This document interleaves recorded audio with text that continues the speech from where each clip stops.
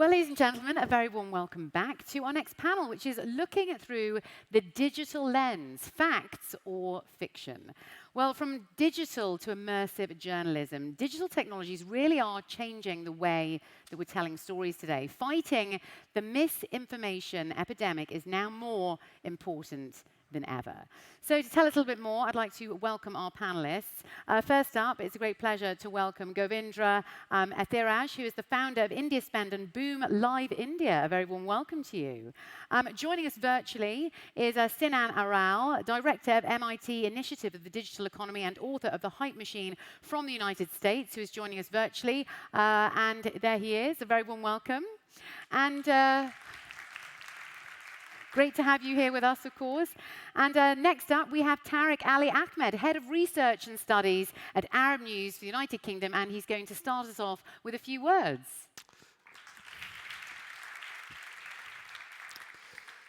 Hello, ladies and gentlemen. My name is Tarek Ali Ahmed. I am the Head of the Research and Studies Unit at Arab News. And well, I'm here to talk to you about digital impact on journalism. A funny story, actually. So we all have family WhatsApp groups, the ones with your cousins, your aunts, your uncles, your parents, your siblings, your pets. Well, who knows who's online these days, to be honest, but we'll leave that for another panel. So my father sends this link over to the family WhatsApp group, and I check the title of the link, and it says, and I'm going to read it to make sure I get it correct, Omicron variant hysteria exposes sobering truth. COVID vaccines don't work, and variants are pushed as scare stories to demand more vaccines, mask mandates, and destructive lockdowns. Now, this message had that forwarded many times link above. Next up, he sent another message that also had a forwarded many times link, forwarded many times label above that said, the website is scientific, but against the mainstream. Now, we've all been through this where the family WhatsApp groups are filled with kind of misinformation, diving in left and right. So I decided to check the URL, and it said naturalnews.com. And after Googling naturalnews.com, found out that it was a right-wing, anti-vaccine website. And this was banned by Facebook, actually. So I explained to my dad, I'm like, listen, Pops, Baba, you need to really check things before you send them. One, because you don't want to spread misinformation. Two, as the son of a journalist, it's going to look bad on me that you're spreading fake news. So he laughed it off, and in time now, he's the one questioning his friends and the links they sent to him. But that isn't usually the case. Usually sometimes we have fights between friends over links that are sent. We have people leaving groups, people leaving WhatsApp groups, fighting, arguing. It really does take a toll on people without really noticing. So that's why I wanted to talk about the shift in, how digital essentially shifted the way people consume news. So back in 2015, 25% of Arab youth used social media to get information, news. In 2020, 5 years later, 79% of Arab youth used social media to get news. That's a huge jump. 2021, it dropped down to 61%, but that was just because people started trusting real news, traditional media outlets, essentially, for COVID and coronavirus news. So this is just one topic on one platform. What I want to talk about is essentially the digital market and how that really affected the journalism. So the digital content market is expected to grow by $594 billion between 2021 and 2025. And most of the content, well, the news content on these platforms is for free. That means big tech companies like Facebook, Twitter, Instagram, Snapchat essentially benefit from all the revenue, while news sites like Arab News must pay costs of salaries for journalists, editors, designers, fixers, and so on and so forth. Now, big tech also promises an increase in traffic due to eyeballs coming on their websites and on their platforms to boost kind of like the readership of sites like Arab News. But we've seen, and they've hyped this up through BuzzFeed, saying that, oh, look at BuzzFeed, digital-only platform, and it's doing great. Well, it's not really. It's actually struggling, and just a few months ago, they did say that they were cutting back. And remember, BuzzFeed's a Pulitzer Prize-winning website, so the fact that it's struggling says a lot. Now, also, big tech has tried to really push grants, throw funding at news sites, but really that's not enough when they are really profiting at the tune of billions of dollars. So while journalists do get the benefit of this wide audience that they could reach nowadays, and that is essentially what the point of journalism is. I'm a journalist because I want to inform people, not because I want to make money. But that's why I'm here to talk to you today about the digital impact and make sure everyone's aware about all that's going on. And saying enough is enough. Thank you. Thank you so much. Very well said, Tarek. Thank you so much for kicking off our conversation, setting the tone for the next half an hour or so. I'd just like to start off, in fact, with you, Tarek, if I may. You know, as a journalist, as someone that is into storytelling and telling people the facts, essentially, what is the most frustrating thing for you as a journalist then when you see false news, false information, misinformation? Well, essentially, I'm like a lot of my friends sometimes always come up to me sending me like texts or links to certain like platforms and alternative media, and tell me, oh, look at this, look at this, look at this, and I keep asking them and double asking them, where did you get this from? Why don't you check it out? Why don't you make sure everything's fact checked beforehand? Because it's easy for news to really like pierce through emotionally, and people get riled up whenever they see, oh, these big snazzy headlines with these big words and buzzwords, and you're all over the place. But they don't really read the article. So the headline really grabs them from the beginning and from the get-go, and just they don't even bother to go through the text, which takes really 2 minutes. So I think patience among readers before jumping to conclusions is one of the most frustrating aspects of being a journalist in this environment and this ecosystem. Govind, now your platform actually started fighting misinformation. That's how you started.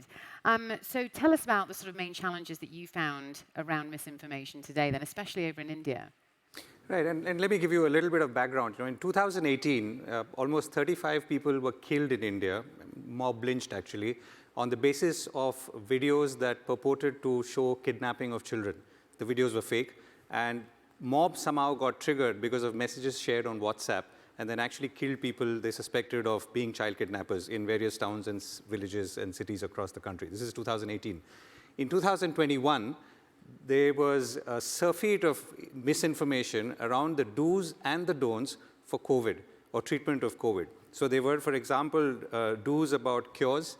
There were messages that said that even specifically recommended steroids or certain kinds of steroids, ivermectin, which is not a steroid, but everyone knows about it, and even things like steam inhalation, and there were cases of people having burnt their nasal passages because they'd inhaled so much steam trying to prevent COVID. So the result of this was that many people died. Of course, I don't have any data to show it, but I can say with some confidence that people would have died because they did not get the treatment that they were supposed to get because of misinformation.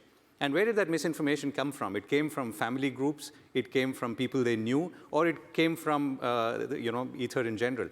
The point I think we have to remember is that almost 95–96% of misinformation that gets generated and distributed is outside what mainstream media does. And that in itself shines the light on the problem, that people do not trust mainstream media or have lost trust in mainstream media. In many WhatsApp messages in India, for example, you'll get a message, something like, oh, do steam inhalation or take ivermectin and you'll get cured in 3 days if you've contracted COVID. And it say, you will not read this in the Times of India, which is a leading Indian newspaper. So people say that, re-emphasize the fact that you should not trust mainstream media in every message. Now, the background to this also is that in India has gone from about 150 million smartphones to about 700 million smartphones in roughly 5 years. The cost of data has come down, because of which obviously video, text, messages, images have started spreading. So the infrastructure in some ways has abetted the problem. And obviously when there is distribution happening, it gathers velocity fast, and velocity equals veracity. right? Now, the other problem is that you have to remember, and which is the frustrating part to sort of pick up on the question that you asked him, is that misinformation today in India and many parts of the world is run by military-industrial complexes. Now, when I talk about stuff to do with ivermectin or steam inhalation, that's really, me telling you, a member of the family, or you sharing it to someone. That's more inadvertent. But what we are really suffering from is the architected, designed, and disseminated high-intensity, toxic misinformation that really hits us every day. And that's causing division in society, that's causing us to be at loggerheads with each other. And that, I think, is the big challenge, because that's not something that we can easily respond to, even if we wanted to.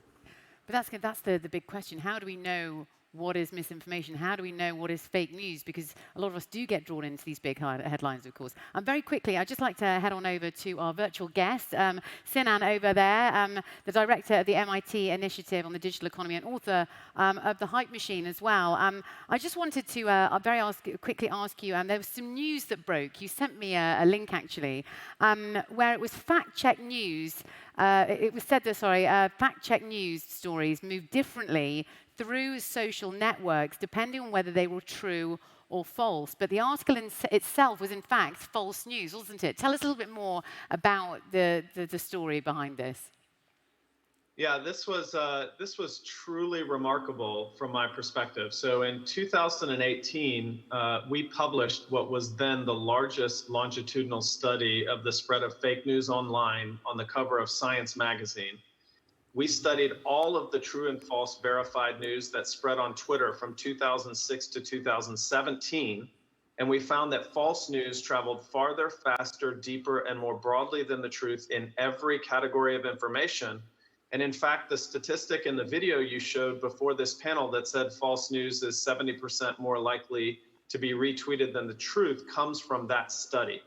Last week, Kai Cooperschmidt, who's a correspondent for Science magazine, published an article that implied that a new study in 2021 debunked our study. And then Daniel Engber, who is the senior editor. We've lost connection just for a moment. Let's see if we can get that connection back. Oh, yes, you're back. Yes, please do carry on. Then after Kai's article, Daniel Engber, who is the senior editor at The Atlantic, put out news that our study had been debunked. And this false debunking went viral. Everybody was tweeting, retweeting that our study had been debunked. These two journalists then called the authors of that purported debunking study and us and confirmed that that study actually confirmed our results and replicated our results exactly. That false news did travel farther, faster, deeper, and more broadly than the truth. They both issued corrections, neither of which got anywhere near the publicity as their original false debunking, which essentially proved our entire study, that false news travels faster than the truth, and that the debunking never catches up to the false news. And it was just this weird occurrence in journalism. Both journalists did not want to spread false news. In fact, that they desperately wanted to spread the truth and the corrections afterwards, but that's just... We've lost him again. You just can't make that up, can you? What do we need to do today in order to, fix the problem? False news travels faster than the truth. What's the solution? Well, I think Govind is better suited with his company. Okay. No, so I think the short answer is we don't know, which is also another way of saying you can't. Because I think, like I was saying, the velocity of misinformation is so high today that it's impossible to fight it on the supply side. So there is a demand side, which is all of us who are consuming, and there's the supply side. I think we're all trying to fight the supply side, which we have to, because as journalists, we have no choice, and we feel that we want to show up the truth. But the real solution in some ways is on the demand side, and that's been addressed in this conference already. But I think we have to make people, young and old, aware of what they're consuming, make them digitally literate. When I say digitally literate, I say it in a slightly different context. It's not just about the ability to discern between what is true and not, but it's also about consuming things in the right context. Now, let me give you another example. You have a crick in the back, and you start Googling, and you'll find a WebMD site which will give you 10 reasons for that crick or the sprain. Right? And one of those 10 reasons could either be a bone marrow cancer or something dreadful or deadly sounding as that. The fact is that while that might be the truth, you're not qualified to either read it or interpret it and form a conclusion, which is what most people do.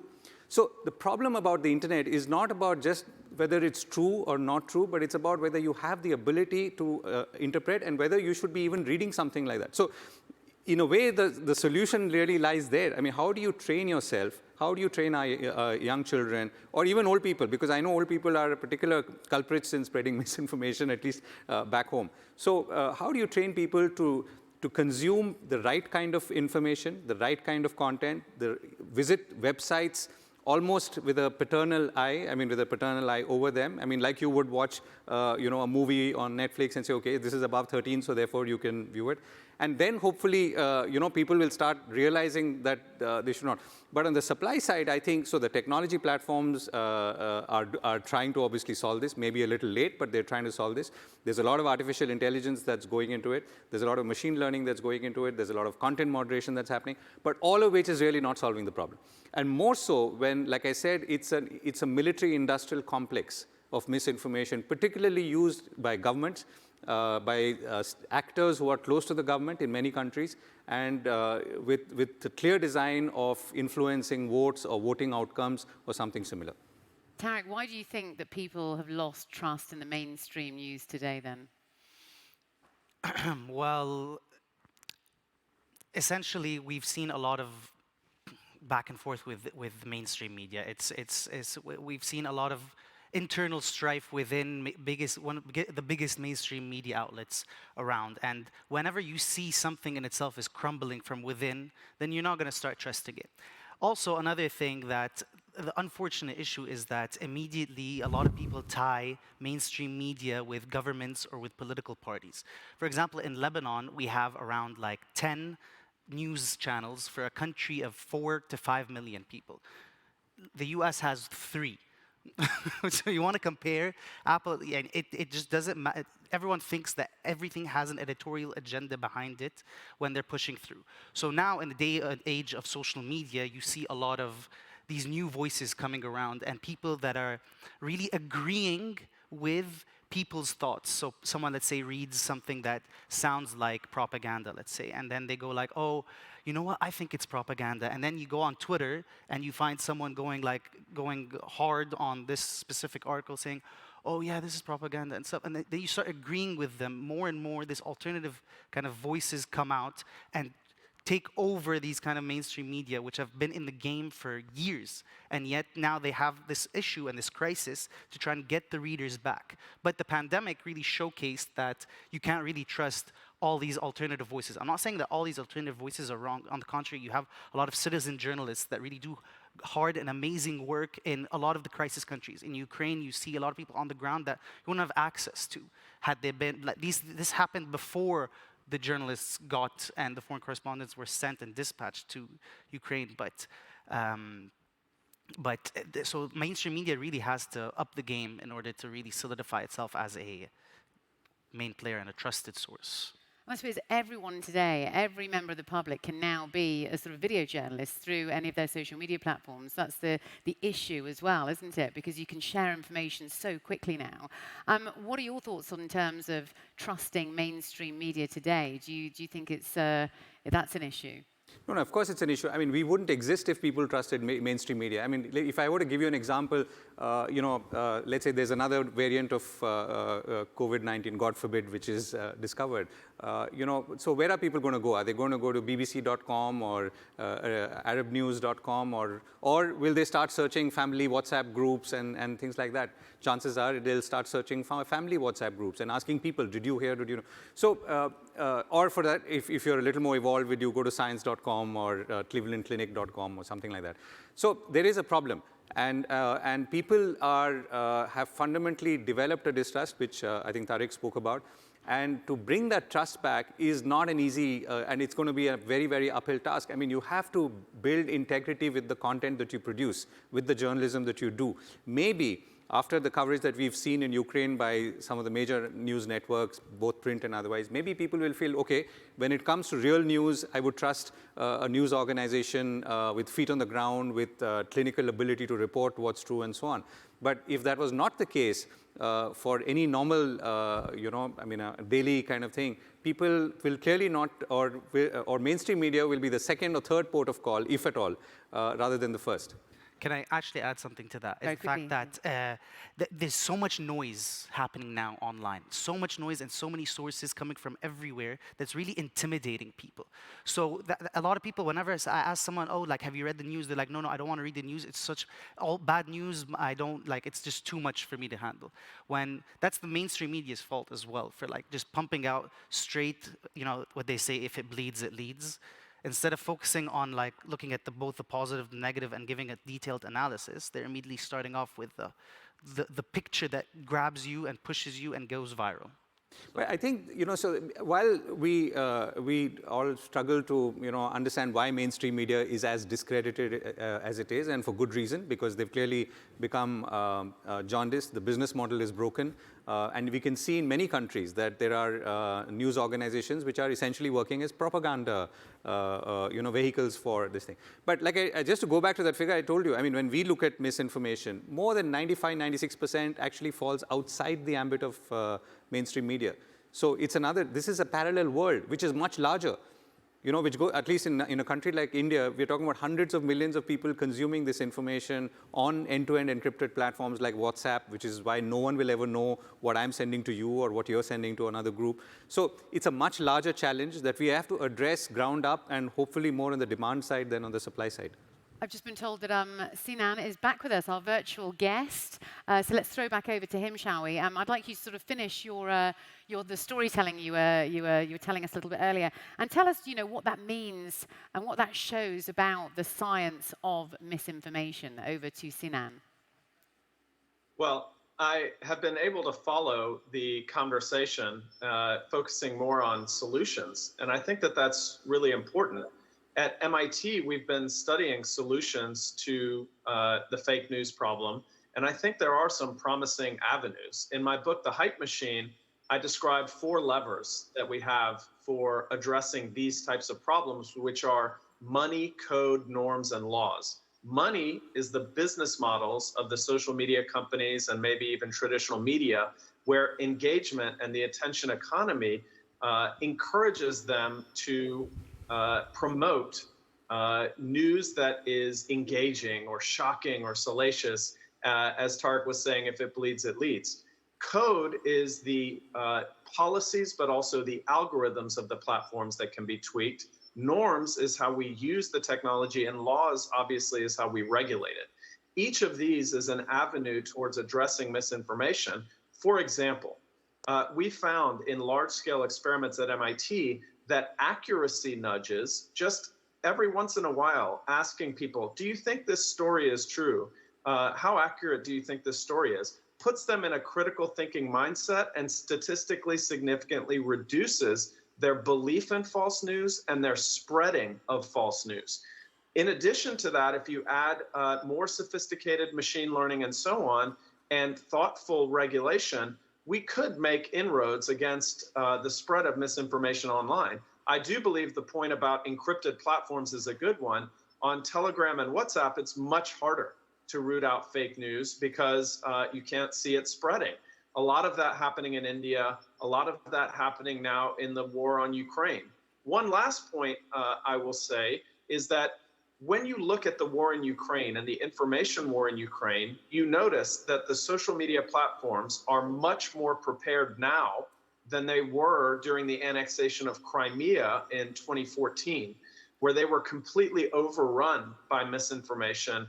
And that played a big role in the international policies that were provoked during that annexation. The Obama doctrine stopped short of intervening, in part because Russia was able to convince the world that Crimea wanted to be part of Russia. That's the thing. When there are sort of crises like that, people do tend to go to social media for their information because sometimes they don't believe in their sort of state television, depending on the crises globally. What can we do as consumers ourselves when it comes to news online and to sort of fight that misinformation epidemic? What can we do to get the right information? Well, personally, whenever someone asks me that question, I always tell them, first and foremost, do not feel guilty about taking that step back. So, as you know, we all go online and we check on everything, and you see like opinions, videos, pictures, analysis everywhere all the time. Make sure you go through, you read, you make sure you try to get both or all sides. It's okay if you scan through it. You got to do it. In this day and age, you have to do a news scan. You can't just focus on one paper or one website. You always have to go through all the different views to get a full, complete viewpoint. Ask yourself, where this coming from? Who said this? Why did they say it? When did they say it? And go through it all. And it's okay to go like, you know what? This is my fill for today, and I'm going to step back. And there's no shame in going about saying, you know what, it's too much for me today, I'm going to switch over to the next side. But it's always important to be critical with what you're reading. In this day and age, literally anything could be anything. And that's the scary part. And who knows what the future will hold. But as long as we're having summits like these and conversations like these with everyone, with people that I've met, fantastic people here at this summit, these kinds of conversations will really dive into people's minds, that will really grow and cause this little seed in everyone's brain to blossom. How do you think, we should consume our news? How can we trust what we read?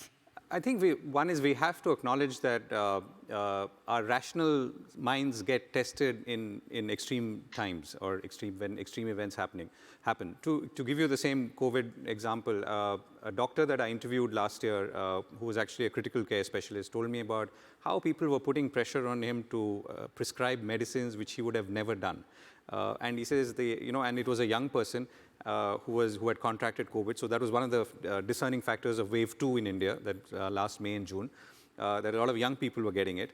And the family would land up at the doctor's, in the doctor's cabin and say that you have to prescribe these steroids because we've heard so. And this and many other doctors I interviewed said that they just could not, they had to finally give in and say, fine, go ahead and do it. And many of those young people died because they took steroids too early and because they did not allow the passage of the disease, the illness to evolve and then be cured. So it is never going to be easy to convince people of something, particularly when they are in a difficult situation. Having said that, I think one of the things I tell people when we discuss this issue is that first is identify where the news comes from, right? So normally it's in a family group, or it's in a group of maybe classmates from school, college, and so on. Identify who the habitual offenders are, and usually there are habitual offenders because they are the people who will be forwarding all day, because they have nothing better to do, or this is their way of feeling useful. On frequent occasions, call them out. It's difficult. If it's a family member, I can say in my own family, I've had to call out my uncles who I've grown up with, who've whatever, as a kid, given me chocolates and taken me for movies, and to call them out on a public group with all other family members and say that you're wrong and you should not be saying this is not easy. But you've got to do it. If you do it, you will at least have stemmed the problem somewhere.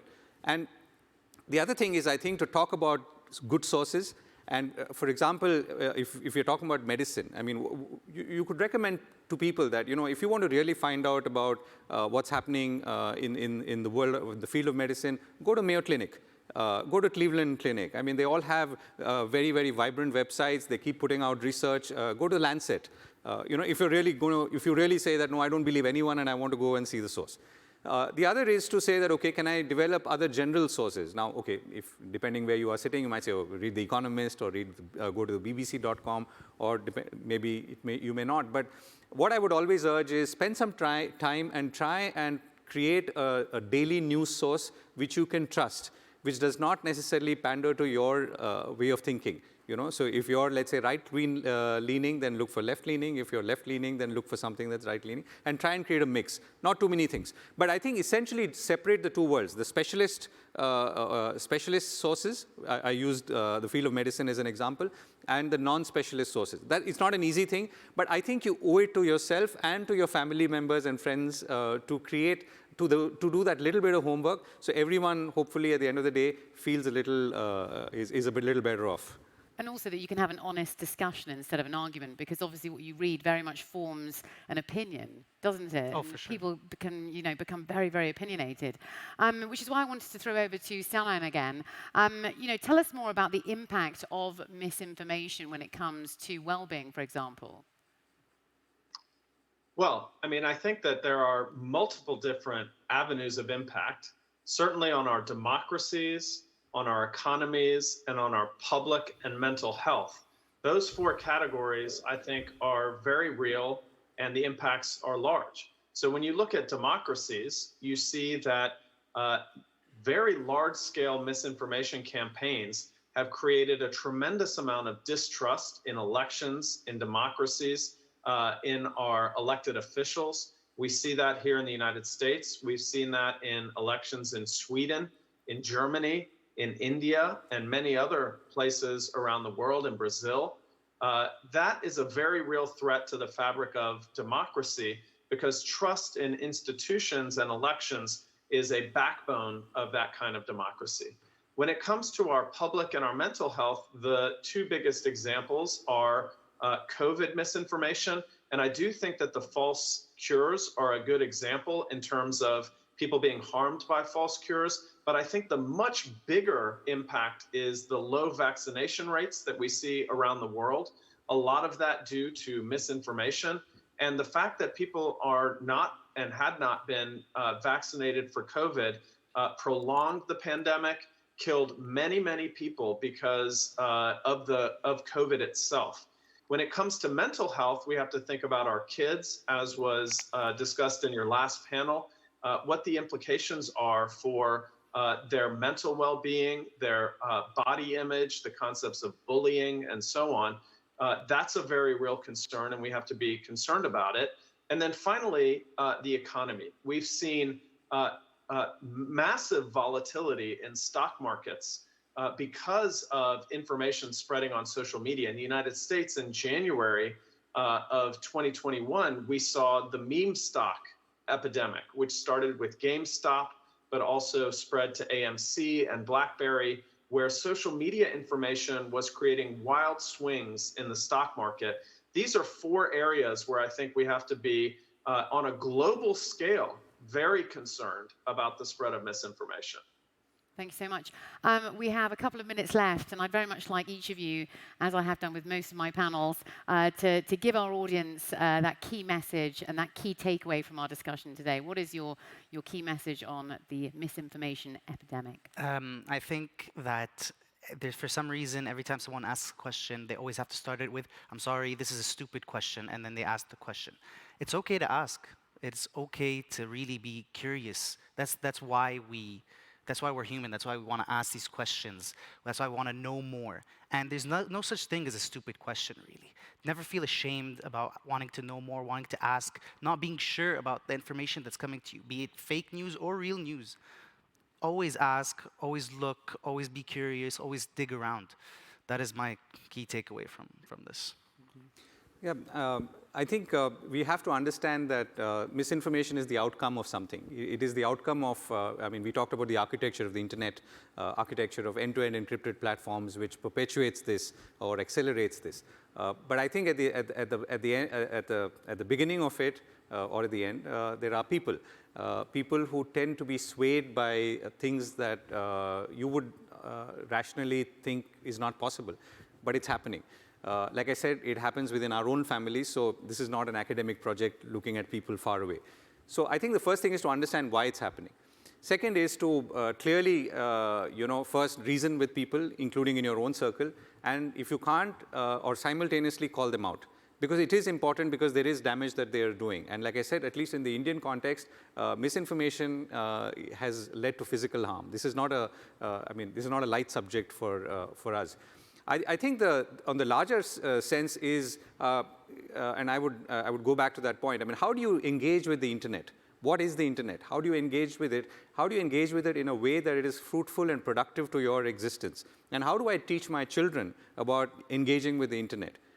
So there was a lot of discussion about, should I spend, if you're spending 4 hours, but if I'm spending 4 hours productively in a way that I am choosing what I will watch, then therefore it's fine, and if not, then it's not. But I think we have to really inform our children, our parents, particularly those of us who are in the sandwich generation, about how to engage with the internet, how to use it, and how to not believe everything that is written on it. I mean, it sounds almost naive to say that, but it's a fact. People believe it. It's almost like the cold word of print, as we print journalists used to say once upon a time. So how do you have to work with it and educate people, make them aware. And essentially, I think the word that Aral used, is critical thinking. How do you develop critical thinking? And critical thinking cannot come when you're 25. I mean, you have to now, in this day and age, start imparting elements of critical thinking at the age of 5 or 6. And that's when you will really start solving the problem. Because to my mind, I mean, the stable gates are open, the horses have bolted, right? And we're only, I mean, whatever we do on the supply side will always be pissing against the wind. So therefore, let's work on the demand side, let's educate, let's make aware. Thank you so much. And over to Sinan over there in the US. What is your final key message for our audience here today? 2 main points. The first is that the truth is absolutely essential.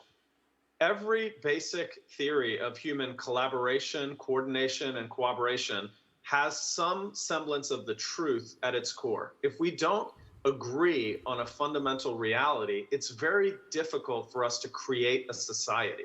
Truth is essential to trust in our institutions, trust of our neighbors, to the countering of political polarization, and to getting anything done as a society, it's essential.